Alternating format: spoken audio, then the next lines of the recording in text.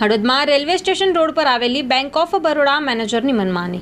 Customer bank manager પાસે complain કરી કે 6/5/2024ના અમારા રૂપિયા જમા નથી થયા। મેનેજરને પૂછવામાં આવ્યું કે સાહેબ મોબાઈલમાં કસ્ટમરની પરચી છે, આ રૂપિયા જમા નથી। મેનેજર લાલગુમ બેબાકડો બનીને બેફામ બોલવા માંડ્યા અને મારી પાસે કોઈએ આવવું નહીં તેમ કહી કસ્ટમર અને મારે કાંઈ જ લેવા દેવા નહીં આવી અભદ્ર ભાષા અને આવા શબ્દોના ટિપ્પણીને કારણે મોબાઈલમાં બતાવેલી રૂપિયા ભરવાની સ્લીપ જોઈ નહીં અને ધમકાવવા માંડ્યા અને તમારા માથે હું એક FIR કરીશ અને તમારાથી થાય એ કરી લો।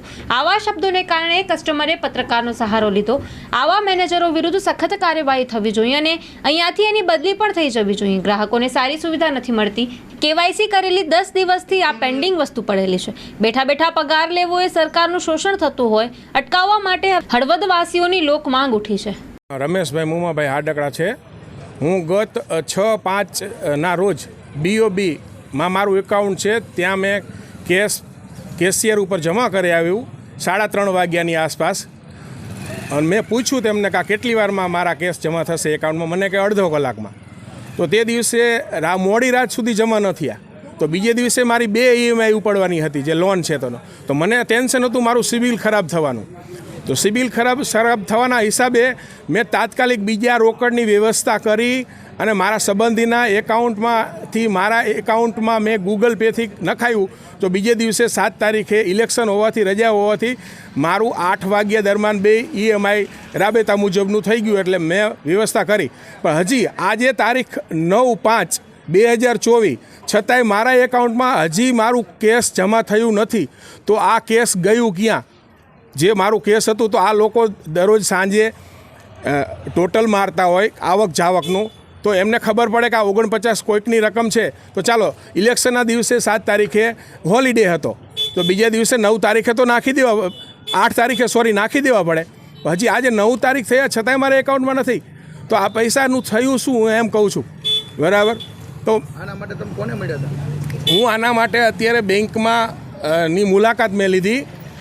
કેશિયરને કહ્યું કે આગળ જાઓ, પ્રોબ્લેમ ત્યાંથી થયો હશે। પછી બેંકમાં મને મેનેજર સાહેબે બોલાવ્યો। મેં કહ્યું સર આવું તો ન ચાલે, તમે તમારા કસ્ટમરો સાથે આ કેવી રીતનો વ્યવહાર કે અમારા છતાં પૈસે અમે જમા કરવા છતાંય અમારા એકાઉન્ટમાં જમા ન થાય અને અમારે EMI માટે છતાંય તે જ દિવસે બીજી વ્યવસ્થા કરવી પડે, નહીંતર અમારું સિબિલ સ્કોર ખરાબ થવાની ટેન્શન હતું। તો સાહેબે મને કહ્યું કે અધરના ખાતામાં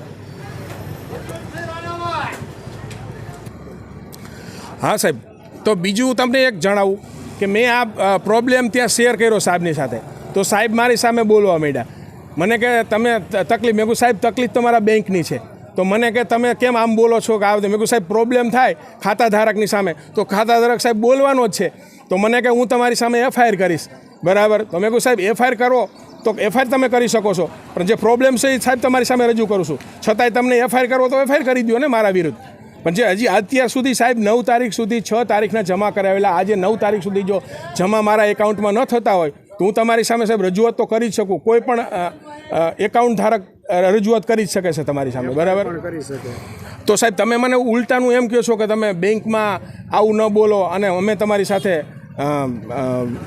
FIR કરશું। તો સાહેબ કરી શકો છો, હું તો મારી જે ઠાલવું છું વ્યથા એ ઠાલવું છું।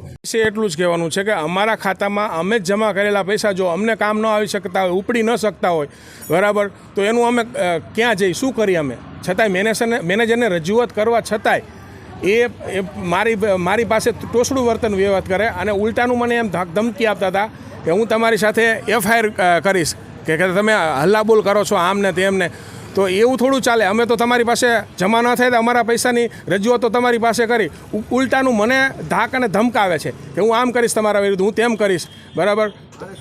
તો મારે શું કરવાનું આમાં એમ? તમે જોઈ શકો છો કે મારી પાસે 6 તારીખની જમાની પરચી છે અને એન્ટ્રી પણ આજ સુધી 9 તારીખ સુધીની છે, છતાંય એન્ટ્રીમાં પણ આવતા નથી। જોઈ જુઓ તમે, અત્યારે એન્ટ્રી પડાવી છે। રમેશભાઈ ગંગારામ મારું નામ। 10 દી પહેલાં આવ્યો તો પૈસા ઉપાડવા નિશાળિયાના છોકરાના, તે કે KYC કરાવવું પડશે। KYC કરાવીને આવી ગયો, પછી કે 2 દી આવજો, કે 2 દી પછી આવ્યો તો એ ન પડ્યો ના 10 દી થયા હજી KYC નથી થયું। આ બેંકની બેદરકારી કેટલી, અમારે ધક્કા જ ખાવાના કેટલા? આમની ઘણી બેદરકારી છે, આમને કોઈ કહેવાવાળું જ નથી। હું કોઈ મોટા માણસ કહે તો કંઈક ખ્યાલ આવે, આમને કંઈ આંખ ઉગડી છે નહીં. ગરીબ માણસોને બહુ હેરાન કરે, ધક્કા જ એટલા ખવડાવે. ગરીબો આમાં નવરા હોય કે ખાવાના કરવાના. મારું નામ સુમિત છે અને હું ધોરણ 11માં અભ્યાસ કરું છું અને હું ટ્યુશને જાઉં છું અને પૈસા ઉપાડવામાં આવેલા હતા અને 10 દી પહેલાં કેવાયસી કરાવેલું હતું, એ હજી થયું નથી અને અમારે અહીંયા ધક્કા જ ખાવાના ખોટા. ટ્યુશન મૂકીને અહીંયા આવવું. સ્ટાફ જોઈએ છે. મીડિયા ક્ષેત્રે કારકિર્દીનું ઘડતર કરવા માંગતા યુવાનો માટે સુવર્ણ તક. ન્યૂઝ એન્કરિંગ કરી શકે તેવા એક મેલ, ન્યૂઝ એડિટિંગ માટે એડોબ પ્રીમિયરના અનુભવી 2 મેલ, માર્કેટિંગ કરી શકે તેવા ઉત્સાહી 1 મેલ. સંપર્ક 97 252 061 24 26. તમામ સ્ટાફ ભુજ કચ્છ ઓફિસ માટે જોઈએ છે.